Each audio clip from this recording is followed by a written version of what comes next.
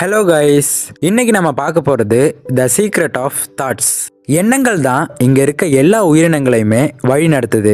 காலையில் எந்திரிச்சு பறவைகள் அதோட இரையை தேடி போகணும்னு அதோட எண்ணங்கள் மூலமா விதைக்கப்பட்ட ஞாபகங்கள் தான் பறவைகளை அதோட இரையை தேடி போக வைக்குது. அதே மாதிரி தான் மனுஷங்க ஒவ்வொரு நிமிஷமும் செயல்படுறதுக்கான காரணமும் இந்த எண்ணங்கள் தான். எண்ணங்கள் ரெண்டு வகை இருக்கு. ஒன்று நேர்மறை எண்ணங்கள், இன்னொன்று எதிர்மறை எண்ணங்கள். நேர்மறை எண்ணங்கள் நம்ம வாழ்க்கையை சுமூகமாக கொண்டு போகும். யாரை பார்த்தாலும் சிரித்து பேச தோணும், யாரையுமே கஷ்டப்படுத்த தோணாது. என்னைக்குமே வெற்றியை நோக்கி தைரியத்தோடு செயல்படுவோம், எதையுமே உதாசீனப்படுத்த மாட்டோம். ஆனால் இதுவே நெகட்டிவான எண்ணங்கள் வந்தால் நமக்குள்ள பயம், பதட்டம், மற்றவங்களை துன்புறுத்தணும் அப்படிங்கிற எண்ணம், இப்படி எல்லா கெட்ட விஷயங்களுமே வர ஆரம்பிக்கும். இந்த எண்ணங்களில் எது ரொம்ப ஆபத்தானதுன்னா இந்த நெகட்டிவ் தாட்ஸ் தான். பல பாசிட்டிவான எண்ணங்கள் இருந்தாலும் ஒரே ஒரு நெகட்டிவான எண்ணம் கொஞ்சம் பலமாக இருந்துருச்சுன்னா அது மற்ற பாசிட்டிவான எண்ணங்களை கொஞ்சம் கொஞ்சமாக தாக்க ஆரம்பிச்சிடும். ஸோ நம்ம மைண்டுக்குள்ள நெகட்டிவான எண்ணங்களை வரவிடாமல் தடுத்து வச்சுக்கிறது ரொம்பவே நல்லது. ஓகே, நமக்கு வரக்கூடிய எண்ணங்கள் எப்படி உருவாகுது, அது எங்கே போய் பதிவாகுது அப்படிங்கிற கேள்வி நம்ம எல்லாருக்குள்ளேயுமே இருக்கும். இதுக்கான பதில் என்னன்னா, இந்த எண்ணங்கள் எல்லாம் நம்மளோட சென்சரி ஆர்கன்ஸ் மூலமாக தான் வருது. அதாவது நம்ம பார்க்கக்கூடிய விஷயங்கள், கேட்கக்கூடிய விஷயங்கள், இல்லை உணரக்கூடிய விஷயங்கள், இது எல்லாமே தான் எண்ணங்களாக உருவாகி நம்ம மனசுக்குள்ள பதிய ஆரம்பிக்கும். சுயநினைவோட நம்ம பார்க்குற விஷயங்கள், கேட்குற விஷயங்கள், உணர்ற விஷயங்கள், இது எல்லாமே தான் ஆள் மனசில் எண்ணங்களாகவும் நினைவுகளாகவும் பதிய ஆரம்பிக்கும். இப்படி நம்ம ஆள் மனசில் பதிஞ்ச விஷயங்கள் தான் நம்மளை முழுமையாக வழி நடத்தும்.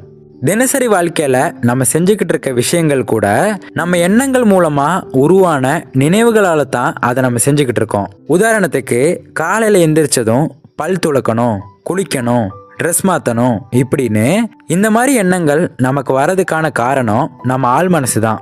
அதாவது நம்ம முன்னாடியே கற்றுக்கிட்ட விஷயங்கள் நம்ம ஆள் மனசில் பதிஞ்சு தினசரி வாழ்க்கையில் நம்ம செய்கிற எல்லா விஷயங்களையுமே நம்ம பண்ணிக்கிட்டு இருக்கோம். ஸோ நம்ம எண்ணங்கள் இப்படி தான் வேலை செய்யுது.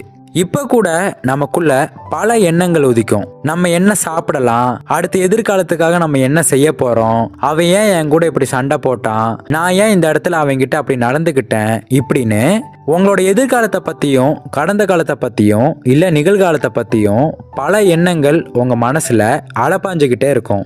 நீங்கள் சுயநினைவோடு இருக்க நேரங்களில் இதை செக் பண்ணி பாருங்களேன். கண்டிப்பாக நிறைய எண்ணங்கள் உங்களுக்குள்ள உதிக்கும். ஆனால் இதுவே நீங்கள் சுயநினைவோடு இல்லாதப்போ, அதாவது நீங்கள் தூங்கிக்கிட்டு இருக்கும்போது இல்லை மயக்கத்தில் இருக்கும்போது, இந்த மாதிரி சமயங்களில் உங்களுக்குள்ள எண்ணங்களே இருக்காது.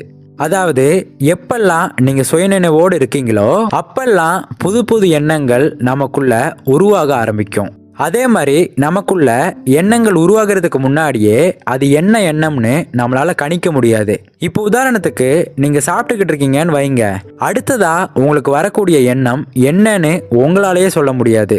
சில நேரங்களில் நமக்குள்ள வரக்கூடிய எண்ணங்கள் முட்டாள்தனமாக இருக்கும். இது ஏன் நமக்கு வரும்னே தெரியாது. ஸோ இந்த மாதிரி எண்ணங்கள் தான் நம்மள பல பேரோட வாழ்க்கையை வடிவமைச்சுக்கிட்டு இருக்குன்னே சொல்லலாம். நம்ம என்ன செய்யணும்னு இந்த எண்ணங்கள் தான் தீர்மானிக்குது. நம்ம மைண்டில் உதிக்கிற தாட்ஸை வச்சு தான் நம்ம இப்படி நடந்துக்கணும், இப்படி பேசணும், இப்படி பழகணும், இப்படின்னு எல்லாமே நிர்ணயிக்கப்படுது. அப்போது நம்மளோட எண்ணங்களை நம்ம சரியாக கட்டுப்படுத்த தெரிஞ்சிருந்தா நம்மளால் என்ன வேணாலுமே பண்ண முடியும். இந்த எண்ணங்களை கட்டுப்படுத்த தெரிஞ்சா என்ன ஆகலாம், யாரெல்லாம் நம்ம கூட இருக்கலாம், எப்படியெல்லாம் சில விஷயங்களை நம்ம செய்யலாம், இப்படி எல்லாத்தையுமே நம்மளால் கட்டுப்படுத்த முடியும். நம்மளோட எண்ணங்கள் தான் செயல்களாக மாறுது, நிஜமாகவும் வருது. நீ என்ன நினைக்கிறாயோ அதுவாகவே நீ ஆவாய் அப்படின்னு நிறைய பேர் சொல்லி கேட்டிருப்போம். இதெல்லாம் உண்மைதான். நீங்கள் ஒரு கம்பெனியோட மேனேஜர் ஆகணும் அப்படின்னு உங்களோட எண்ணம் இருந்தால் அதுதான் நிஜமாகும்.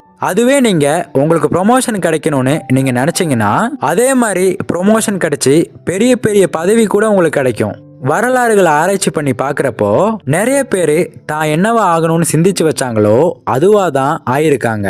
ஸோ ஒருத்தரோட நிஜ வாழ்க்கைக்கு பின்னாடி இருக்கிற ரகசியமே அவரோட எண்ணங்கள் தான். ஆங்கில தத்துவ ஞானியான ஜேம்ஸ் அலன் என்ன எழுதியிருக்காருன்னா, ஒரு மனுஷன் என்ன சிந்திக்கிறானோ அதுவாகவே ஆகுறான். அப்படி அதே சிந்தனையை அவன் தொடர்ந்து சிந்திச்சுக்கிட்டே இருக்கிறானா அவன் அதுவாகவே வாழ்றான். இப்படி பல தத்துவவாதிகள் எண்ணங்களை பற்றின ரகசியத்தை பேசியிருக்காங்க.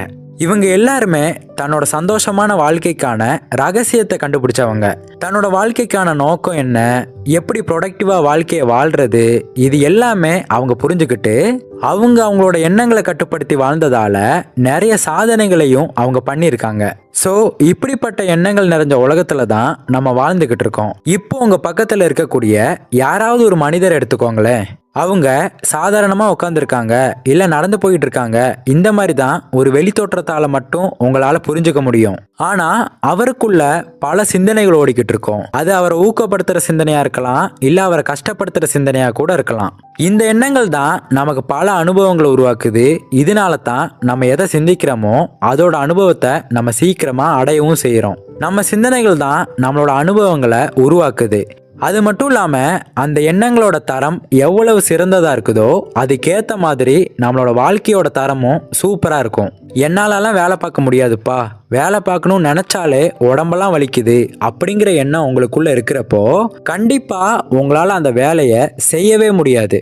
இதுதான் என்னால் முடியும் அப்படின்னு எண்ணங்களுக்கு எல்லையை போட்டிருந்தா இந்த உலகத்தில் பெரிய பெரிய கண்டுபிடிப்புகள் எதுவுமே நிகழ்ந்திருக்காது.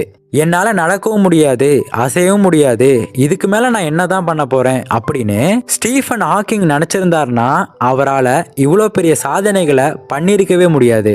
தஞ்சை பெரிய கோயிலை கட்டணுங்கிற எண்ணம் வந்த சோழர்களுக்கு அதை கட்டி முடிக்க முடியுங்கிற நம்பிக்கையும் எண்ணமும் இல்லைன்னா இன்னைக்கு நம்ம இவ்வளோ பெரிய பிரம்மாண்டத்தை இவ்வளோ அழகா கொண்டாடி இருக்க மாட்டோம். ஸோ இந்த எண்ணமும் ஒரு பலமான நம்பிக்கையும் தான் நம்ம வாழ்க்கையோட ஒரு முக்கியமான தூணாக இருக்கு. வாழ்க்கையில் நிம்மதி இல்லை, சந்தோஷம் இல்லை, இந்த மாதிரி ஃபீல் பண்ணுறப்ப நம்ம ஒரு மாற்றத்தை எதிர்பார்ப்போம். சுற்றி இருக்க எல்லாத்தையும் மாற்றணும், வெளியூர் எங்கேயாவது போகணும், பிரச்சனைகள்லேருந்து கொஞ்ச நாள் தள்ளி இருக்கலாம் அப்படின்னு சுற்றி இருக்க சூழ்நிலைகளை தான் நம்ம மாற்ற பார்ப்போம். ஆனால் அப்படி வெளியூருக்கு போயிட்டு வந்ததுக்கப்புறம் அந்த பழைய நிலைமை மாறி இருக்குமான்னு கேட்டால் கண்டிப்பாக கிடையாது. இதுக்கு என்ன காரணம்னா நம்ம மாற்றத்தை வெளியே நடக்கணும்னு எதிர்பார்க்குறோம். ஆனால் உண்மையிலேயே மாற்றம்ங்கிறது நமக்குள்ள தான் முதல்ல ஆரம்பிக்கணும். நம்ம எண்ணங்களை எப்படி சிந்திக்கிறோம், நம்ம எப்படி நடந்துக்கிறோம், இப்படி எல்லாத்தையுமே மாற்றினாதான் எல்லாமே மாறும். உங்கள் எண்ணங்கள் தான் உங்கள் உணர்வுகளை பாதிக்கும். உங்கள் உணர்வுகள் தான் உங்கள் உடல் எப்படி எல்லாத்துக்கும் ரியாக்ட் பண்ணணுங்கிறத தீர்மானிக்கும். உங்கள் உடம்போட ரியாக்ஷன் தான் உங்கள் பிஹேவியரை தீர்மானிக்கும். அப்படி உங்கள் பிஹேவியர் எப்படி இருக்குதோ அதை வச்சு தான் நீங்கள் யாருங்கிறதே எல்லாருக்கும் தெரியும். ஸோ உங்களுக்கான மாற்றத்தை தேடுறப்போ உங்களுக்குள்ள தான் நீங்கள் அந்த மாற்றத்தை தேட ஆரம்பிக்கணும். ஓகே, எப்படி நம்ம நினைக்கிறது நிஜ வாழ்க்கையில் நடக்கும் அப்படின்னு நீங்கள் கேட்டிங்கன்னா முதல்ல நம்ம ஒரு விஷயத்தை சிந்திப்போம், அதுக்கப்புறம் அதை நம்ம உணர்வோம், அதுக்கப்புறம் அதுக்கேற்ற மாதிரி ரியாக்ட் பண்ணுவோம், கடைசியில் அதுக்காக ஆக்ட் பண்ணுவோம். உதாரணத்துக்கு சைக்கிள் ஓட்டணுங்கிற எண்ணம் உங்களுக்கு வருதுன்னு வச்சுக்கோங்க. அந்த எண்ணம் வந்ததுக்கப்புறம் நீங்கள் சிந்திக்கிற அடுத்த விஷயம் சைக்கிள் ஓட்டினா எப்படி இருக்கும், அப்படியே பறக்கிற மாதிரி இருக்குமா, இல்லை நம்ம ஸ்பீடில் ஓட்டும்போது எல்லாருமே நம்மளை பார்ப்பாங்களா இப்படின்னு அந்த சைக்கிள் மேலே இருக்க எண்ணம் நமக்கு அதிகமாகிக்கிட்டே இருக்கும். அப்போ என்னவாகும், அந்த சைக்கிளை நம்ம வாங்கி அதை ஓட்டுறதுக்காக நிறைய முயற்சி பண்ணுவோம். அப்போ நம்ம உடம்பும் அந்த சைக்கிளை ஓட்டுறதுக்காக ரியாக்ட் பண்ணும். இப்படி நம்ம அந்த சைக்கிளை ஓட்டுறதுக்கு ட்ரை பண்ணி கடைசியில் நம்ம நினச்ச மாதிரியே அந்த சைக்கிளை ஓட்ட ஆரம்பிச்சிருவோம். இப்படி தான் நம்ம சிந்தனை உணர்வாக மாறி நம்ம உடம்பு அதுக்கேற்ற மாதிரி ரியாக்ட் பண்ணி கடைசியில் அதுக்கான ரிசல்ட்டாக நமக்கு கிடைக்குது. ஆனால் இதுவே நமக்கு சைக்கிள் ஓட்டணுங்கிற எண்ணம் வரப்போ ஒருவேளை நம்ம கீழே விழுந்துட்டோன்னா, ஒருவேளை நம்மளால சைக்கிளே ஓட்ட முடியலனா, இப்படி இந்த மாதிரி எண்ணம் வந்துச்சுன்னு வைங்க, உடனே அந்த செயலை நம்ம நிறுத்திட்டு வேறொரு எண்ணத்துக்கு நம்ம செயல்பட ஆரம்பிச்சிருவோம். இப்படி தான் நம்மளோட எண்ணங்கள் நிஜ வாழ்க்கையாக மாறுது. பணக்காரன் ஆகணும் அப்படிங்கிற எண்ணம் நமக்கு எப்படி வரும்? ஆல்ரெடி பணக்காரனா இருக்கக்கூடிய ஒருத்தர் சந்தோஷமா அவரோட வாழ்க்கையை என்ஜாய் பண்றப்போ, நல்ல ட்ரெஸ் போடுறப்போ, பெரிய பெரிய கார்ல வரப்போ நமக்கு இந்த மாதிரி ஒரு வாழ்க்கை கிடைச்சா நல்லா இருக்கும்ல அப்படின்னு ஒரு எண்ணம் வரும். அப்போ அந்த சிந்தனை நமக்குள்ள ஆழமா பதியும். பணக்கார வாழ்க்கையை வாழ்றதுக்கான பல உணர்வுகள் நமக்குள்ள உற்பத்தி பண்ண ஆரம்பிப்போம். நம்ம இப்படி வாழணும், இந்த மாதிரி ட்ரெஸ் போடணும், வெளிநாடுகளுக்கெல்லாம் சுத்தணும் இப்படின்னு அதுக்கான உணர்வுகளும் வரும். இதன் மூலமா பணக்காரனானா என்னெல்லாம் பண்ணலாம் அப்படிங்கிற விஷயத்த யோசிக்க ஆரம்பிப்போம். நல்ல வேலையை செய்யணும், இன்வெஸ்ட் பண்ணணும், பேசிவ் இன்கம் ஜென்ரேட் பண்ணணும், இப்படி பணக்காரன் ஆகிறதுக்கு என்னெல்லாம் செய்யணுமோ அதுக்கேற்ற மாதிரி நம்ம உடம்ப ரியாக்ட் பண்ண ஆரம்பிப்போம். டெய்லி காலையில் வேலை பார்க்கறதுக்காக சுறுசுறுப்பாக கிளம்புவோம். காசு சேர்க்கறதுலையும் இன்வெஸ்ட் பண்ணுறதுலையும் கவனமாக இருப்போம். இப்படி நம்ம தொடர்ந்து பண்ணும்போது அதுக்கான ரிசல்ட் என்னவா இருக்கும்? கண்டிப்பாக நம்ம பணக்காரன் ஆகணும் அப்படிங்கிறதா தான் இருக்கும். இப்படி தான் ஒவ்வொரு மனுஷனும் எப்படி நினைக்கிறானோ அதுவாகவே மாறுறான். ஸோ இப்படி தான் நம்ம எண்ணங்கள் நிஜமாகுது. ஓகே, நம்ம எண்ணங்கள் எல்லாம் உண்மையா அப்படிங்கிற சில சந்தேகங்கள் சில நேரம் உங்களுக்கு வரலாம். நமக்கு வெளியில ஒரே ஒரு வெளி உலகம் தான் இருக்கு, ஆனா நமக்குள்ள பல உலகங்கள் இருக்கு. நம்ம சில நேரங்கள்ல இதுதான் உண்மை அப்படின்னு நினைச்சு நம்மளோட எண்ணங்களோடயே நம்ம வாழ்ந்துகிட்டு இருக்கோம். உதாரணத்துக்கு, கற்பனையான படத்தை பார்த்துட்டு அதுல நம்ம இருக்கிற மாதிரியே கற்பனை பண்ணுவோம். படத்துல காட்டுற எல்லாமே உண்மையான வாழ்க்கையில சாத்தியப்படாது. படத்துல பேய்ங்கிறது கண்டிப்பா இருக்கும், அது நைட்டு தான் வரும், ஒரு வெள்ளை ட்ரெஸ்ஸை போட்டிருக்கும், இப்படிதான் காட்டியிருப்பாங்க. இந்த மாதிரி சில கற்பனையான எண்ணங்கள் நிஜத்துல கிடையவே கிடையாது. ஆனா இதெல்லாம் எப்ப நிஜமாகும்னா, அதை எப்ப நீங்க ஆழமா நம்புறீங்களோ அப்ப உண்மையா உங்களுக்கு தெரிய ஆரம்பிக்கும். அதாவது உங்களுக்கு மட்டும் தெரிய ஆரம்பிக்கும். ஸோ சில எண்ணங்கள் நிஜமா இருக்காது, ஆனா அதிகமான எண்ணங்கள் உண்மையா தான் இருக்கும். நம்ம எண்ணங்கள் எல்லாம் ரொம்பவே சக்தி வாய்ந்தது. நம்ம வாழ்க்கையை அது மாற்றி அமைக்கும். சில சமயங்கள்ல நம்ம ஒருத்தரை பத்தி அப்பதான் நினைச்சிருப்போம், உடனே அவங்க நம்ம கண்ணு முன்னாடி வந்து நிற்பாங்க, இல்லை உடனே கால் பண்ணுவாங்க. ஸோ இந்த நேரங்கள்லாம் நம்ம எண்ணங்கள் உண்மையா தெரியும்.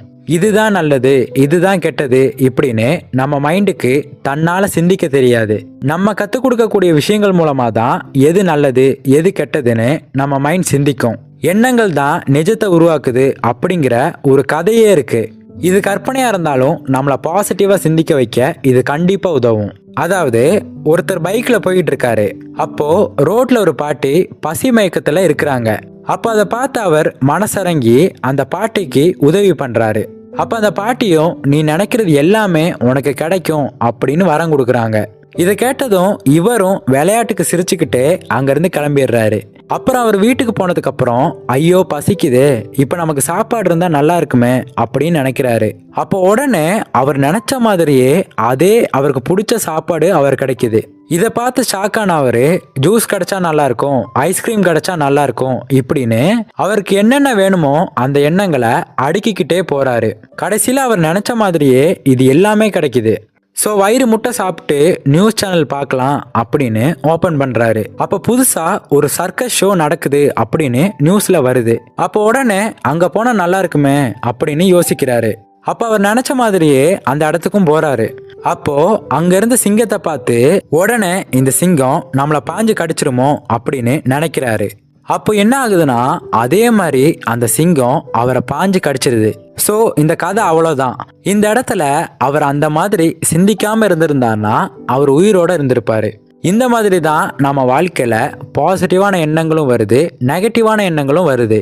இது ரெண்டுமே நினைவாகவும் செய்யுது. ஸோ எந்த எண்ணம் நினைவாக மாறணுங்கிறது நம்ம கையில் தான் இருக்கு. நம்ம எண்ணங்கள் எல்லாம் என்னதான் தன்னால உருவானாலும் அது நம்மளோட கட்டுப்பாட்டில் தான் இருக்கு. என்னைக்கு அது நம்ம கட்டுப்பாட்டை மீறி வெளியே போகுதோ அப்பதான் நிறைய பிரச்சனைகள் நமக்கு உருவாக ஆரம்பிக்குது. மனதளவுல பாதிப்பு, மற்றவங்களை துன்புறுத்துறது, இது எல்லாமே நம்மளோட கட்டுப்பாட்டை நம்ம இழக்கிறதால தான் உருவாகுது. ஸோ நம்ம எண்ணங்கள் எப்போ பாசிட்டிவாக இருக்குதோ அன்னைக்கு நமக்கு நிம்மதியான சந்தோஷமான வாழ்க்கை கிடைக்கும். ஸோ எப்போவுமே பாசிட்டிவான எண்ணங்களை மட்டுமே சிந்திச்சு வாழ்க்கைக்கான வெற்றி பாதையில் சந்தோஷமாக பயணிங்க. ஸோ அவ்வளோதான். இந்த வீடியோ உங்களுக்கு யூஸ்ஃபுல்லாக இருந்திருக்கும் நம்புகிறேன். அப்படி யூஸ்ஃபுல்லாக இருந்தால் இந்த வீடியோக்கு லைக் பண்ணுங்கள், உங்கள் ஃப்ரெண்ட்ஸ் அண்ட் ஃபேமிலி மெம்பர்ஸுக்கு ஷேர் பண்ணுங்கள். அப்புறம் மறக்காமல் நம்ம சேனலை சப்ஸ்கிரைப் பண்ணி பக்கத்தில் உள்ள பெல் ஐக்கானை கிளிக் பண்ணிக்கோங்க. இன்னொரு இதே மாதிரியான யூஸ்ஃபுல்லான இன்ஃபர்மேஷனோட உங்களை வந்து மீட் பண்ணுறேன். தேங்க்ஸ் ஃபார் வாட்சிங்.